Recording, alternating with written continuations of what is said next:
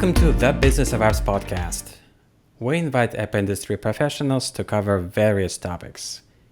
We promise to do our best to keep it both insightful but brief. In this episode, we have Steve Toy, Chief Executive Officer at Memrise. Steve, welcome to the Business of Apps podcast. Thank you very much. It's a pleasure to be here. Terrific. Thank you for coming. It is great to have you on.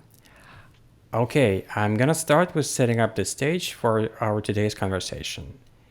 How many languages do you know? Would you like to learn a new one?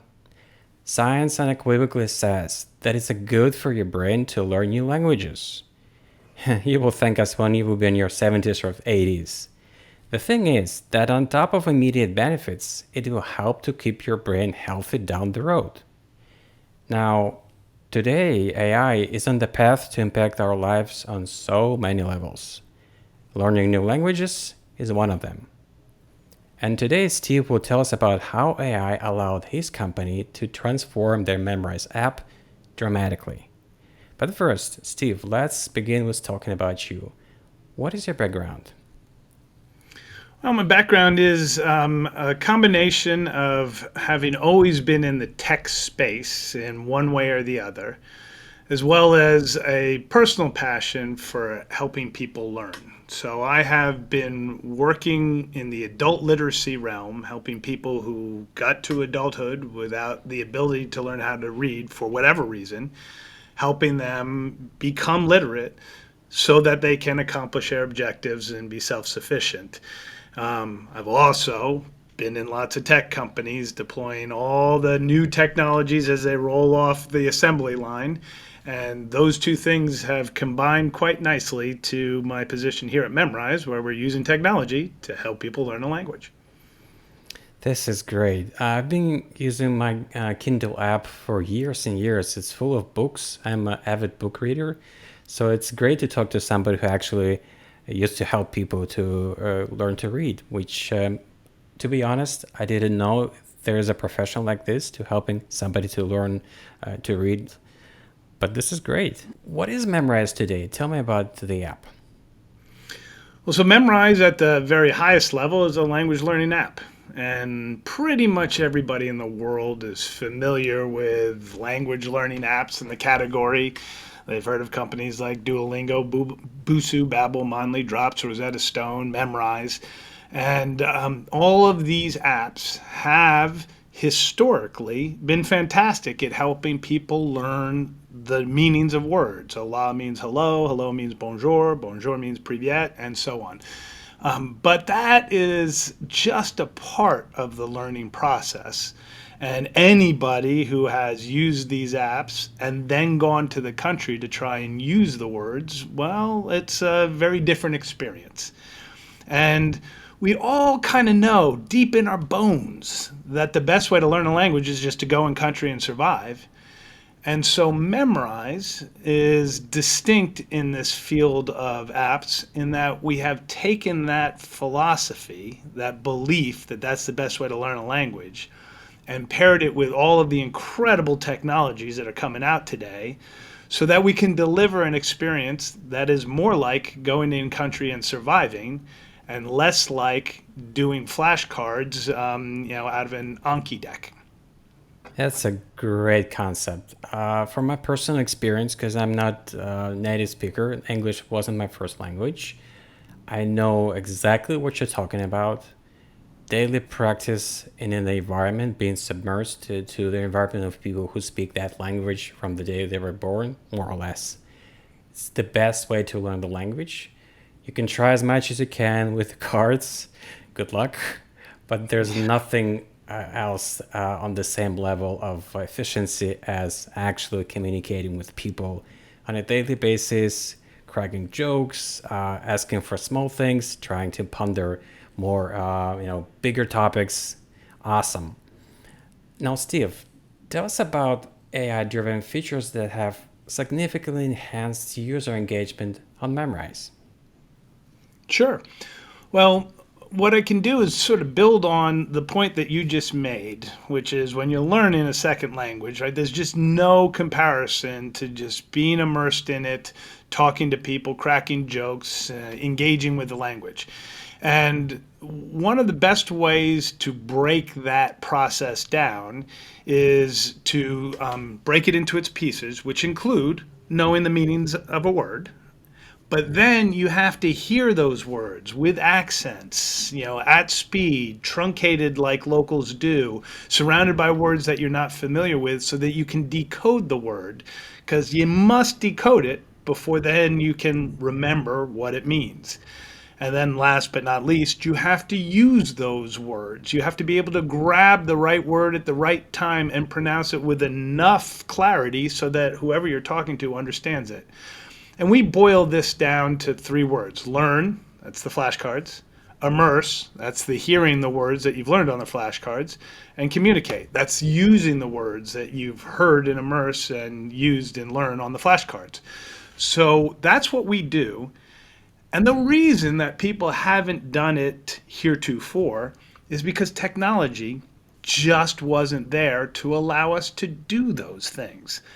But now it is. So we have used technology to scoop up tons and tons of content out of YouTube and TikTok, break it down into its words and phrases so that we can compare it to the words that you know that you've learned on your flashcards and give you and filter content based on the words you know. And then we bring you over to chatbots that are talking about topics that are filtered by the words that you know so that you can get that in-country learn, immerse, communicate experience right from the get-go, something we could not do before all of these AI and LLM technologies came about. Yeah, this is great feature. I cannot agree with you more how important it is to hear the words spoken in a particular language from people with different accents. Probably in a situation when wind is blowing, you can hear cars, any extra noises, and you still have to decipher those words. It's extremely important skill for anybody who's learning a new language, because in real life you're not going to be sitting in the studio communicating with somebody with a perfect quiet environment, and that person will not be from BBC or CNN. That will be a real person with the real accent, and awesome. So I'm really delighted that you guys have AI technology in your hands to finally bring these features. Now, what were the biggest challenges in integrating AI into Memrise, and how did you guys overcome them? Well, I will tell you that we are probably still working on overcoming the biggest challenge that has been brought to us by all of this amazing technology, and that is unbelievable freedom, right? We now, because of what we've deployed, have given people the freedom to learn the words that matter to them, not the words that we decide in any given course. So if you're going to France for summer vacation, we can decide what words make sense for you to learn for going to France. And if you're going to France this summer, we might have a different set of words because you need words like where is the Olympic volleyball stadium? Where is the Olympic swimming stadium? And so that kind of freedom of the words that you learned, which is essential to any polyglot that's learning a language. They say learn the words that you care about, that you use. That's one level of freedom.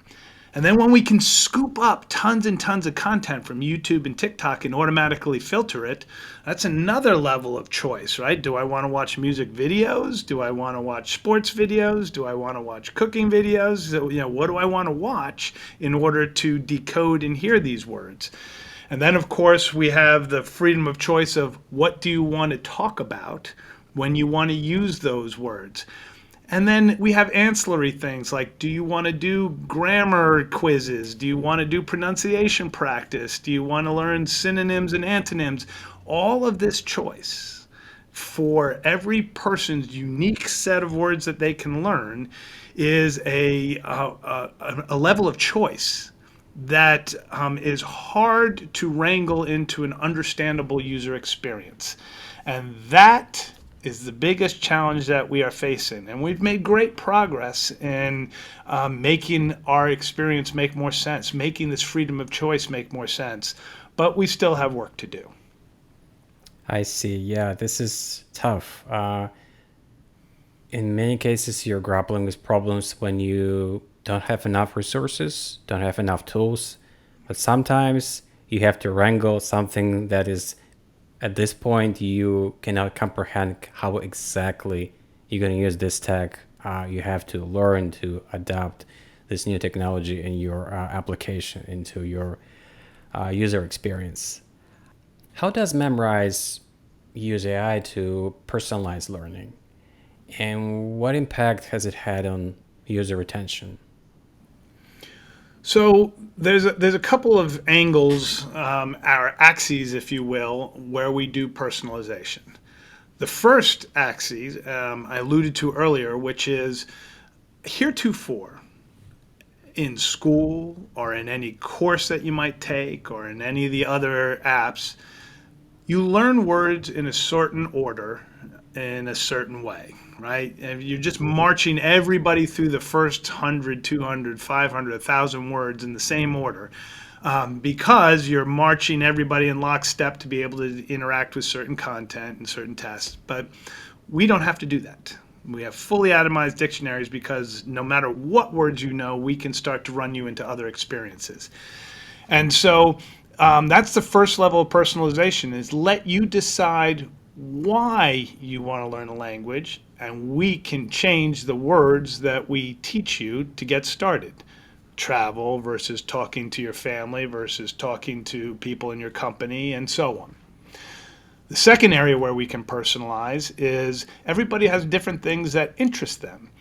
So when we can scoop up thousands of videos that are at a level that you can understand with the 500 words that you know right now, well, then you can start to choose what kinds of things interest you. If you have no interest in football videos, well, then don't watch football videos because there's a ton of music videos over there, or there's a ton of TV show shorts over there. You can do whatever you want. So, two axes: what words you learn and what kind of content you interact with the words that you have learned are the two biggest ways that we have personalized the learning process, and it has done wonders for our retention. Yeah, I totally see how it works. Because outside of the cases where people stop using the app for objective reasons, plans have changed. Like the second reason would be that they've lost their interest. Somehow they don't see how this specific app is doing what they're expecting. But if you can kindle their interest, if you can make sure they do see the value, they do see how this app can work for them and help them with the problem they've come to the app in the first place. This is how you retain them. I wish I have your app back in the day when I was learning language, when I was in a secondary school, because I vividly remember the first lessons for the language, so that vocabulary will stay with me, I guess, till the rest of my life. And it's really funny. I wish I had that experience with Memrise app back then. Of course, it's not possible, 35 plus years back in time. But this is awesome that these days, kids, and not only kids, adults, have this great chance to use Memrise to learn a new language. Okay, we are done with the topic on the table.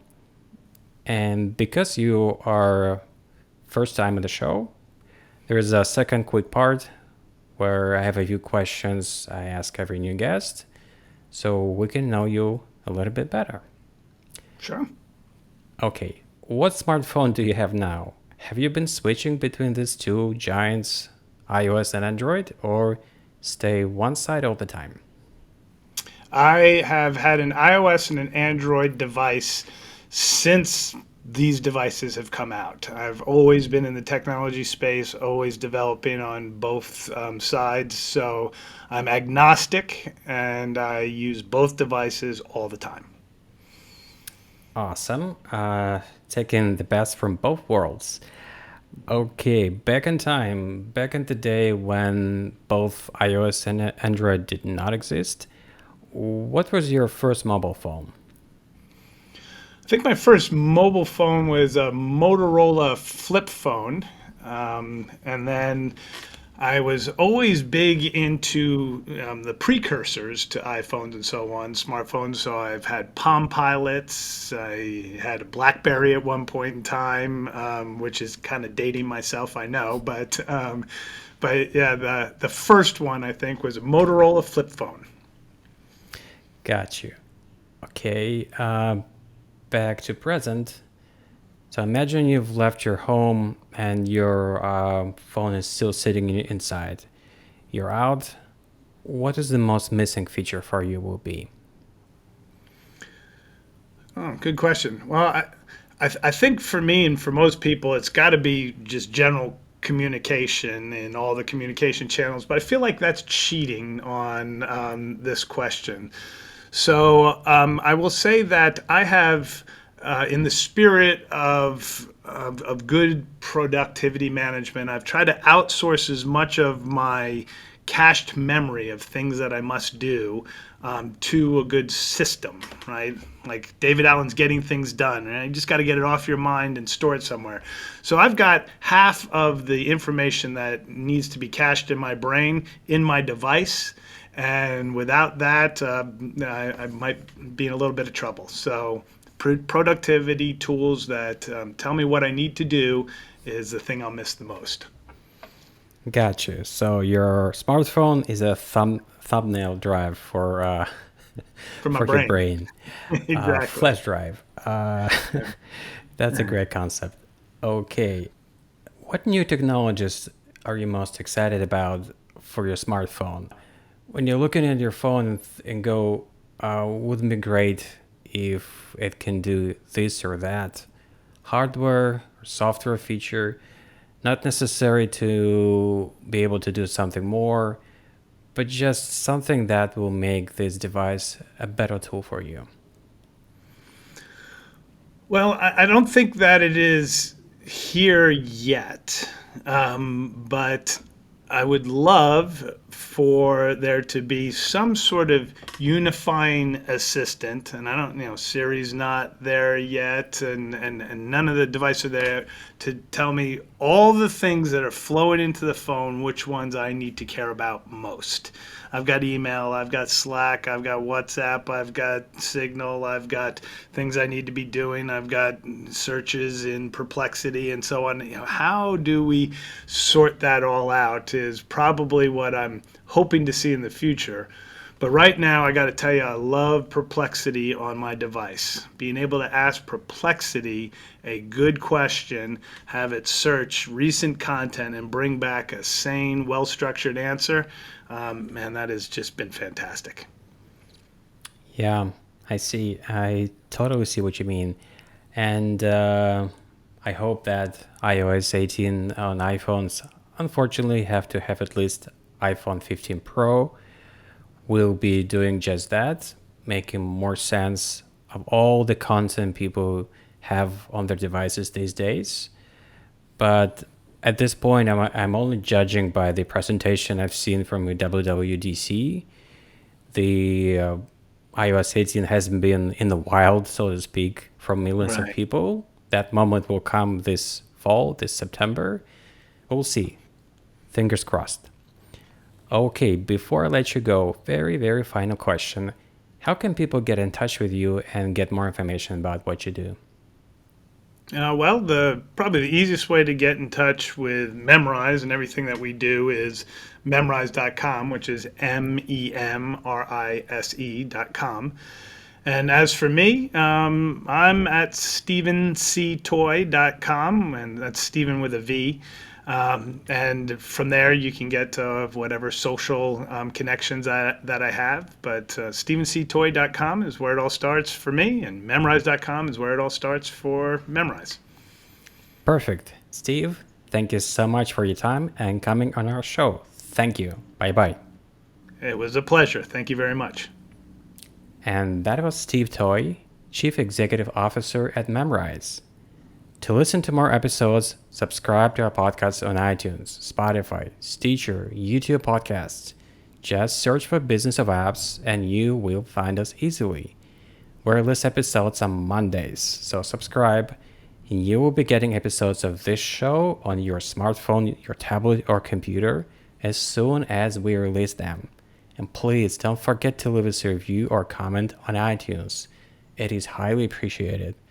And all episodes will also be available on businessofapps.com. Thank you for listening. See you next week.